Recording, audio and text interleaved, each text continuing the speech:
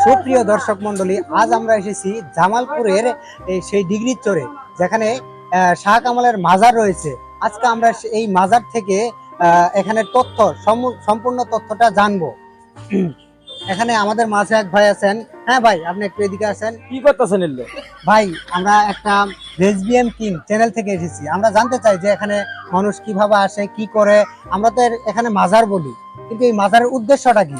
তো আপনার কামটা এলে ভিডিও করতেছেন, তাহলে শুনে জানছেন বলি, বুঝলেন? এটা দরগা, দরগা কয় আমরা জামালপুরের দরগা। এই দরগার মধ্যে মেলা মানুষ আসে, গ্রাম থেকে শহর থেকে আসে। আপনার হাঁস নিয়ে আসে, মুরগি নিয়ে আসে, ভেড়া ছাগল নিয়ে আসে।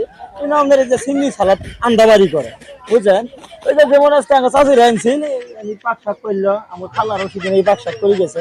তো এটা ঐতিহ্যবাহী জায়গা। এই জায়গায় মেলা দূর দূরান্ত থেকে মানুষ আসে, আমাদের পাক শাক করে, মান্যত করে, মনের আশা পূরণ হয়, চলে যায়। এই আর কি। আজকে কি নিয়ে এসেছেন আপনারা? আমরা আজকে নিয়ে আসছিলাম আমাদের হাঁস।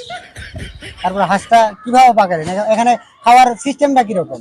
এইখানে আপনি প্রথমে ছিল আছে, বুঝলেন? এই ছিল মেলাগুলো ছিল। এই সিলের মধ্যে আপনার ইট দিছে, তারপরে আপনার মনে করেন যে ছোলা টোলা আনে, সাথে করে মানুষ খড়ি টড়ি, গাছের পাতা, যাই জঙ্গল দিয়ে আর কি পাক শাক করে।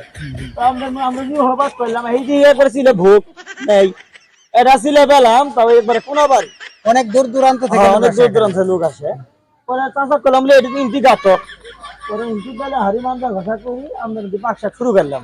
তার সিন্নি পাক করছি ভাই, সোয়াল করে না, সোয়ালের ভান করে। ভালো ভালো মানুষ এইখানে দেন এক মুঠ, দেন এক মুঠ, কি করবো? ওর নিজেরই হইল না, ওকে 2-4 মুঠ করে দিলাম।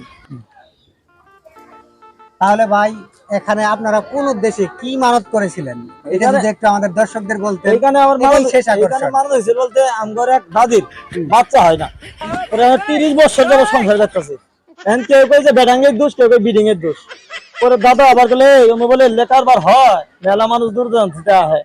আমি একটা মধ্যে হাঁস হাতে দলতে ধরি দেয়, ওটা মান্যত করে যদি বাচ্চা কাচ্চা হই, ওই হিসেবে আমাদের মনে করেন যে এইটা মানা। এটা যেদিন তো মানছে মনে হয় ওই রাত্রি বাচ্চা হয়ে গেছে। ওই বাচ্চা হওয়ার পরে ওই বাচ্চার সাথে করে নিয়ে আসি, আমরা মান্যত করি। মাশাআল্লাহ, ছেলে বাচ্চা মনের আশা পূরণ হয়েছে আপনাদের? একবারে পূরণ হয়েছে। হ্যাঁ দর্শক, এখানে যারা আসেন তাদের সকলের মনের আশা পূরণ হয়। সেই শাহ কামাল রহমতুল্লাহ আলাইহির মাজারের থেকে মানুষের সকল আশা পূরণ হয়।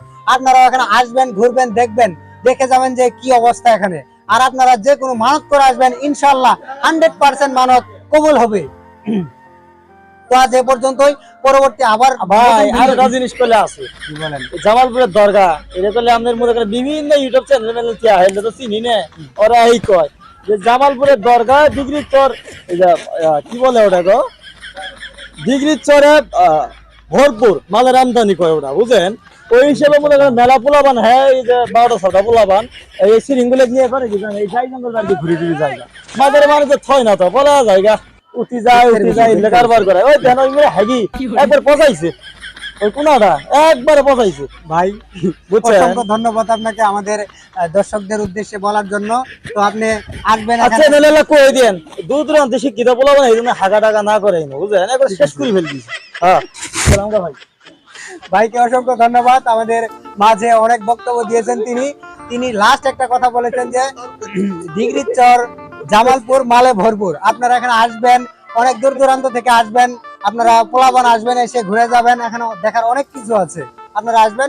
এটাই আজকে এ পর্যন্তই। পরবর্তী আবার নতুন কোনো ভিডিও নিয়ে আপনাদের মাঝে আসবো। আপনাদের অসংখ্য ধন্যবাদ।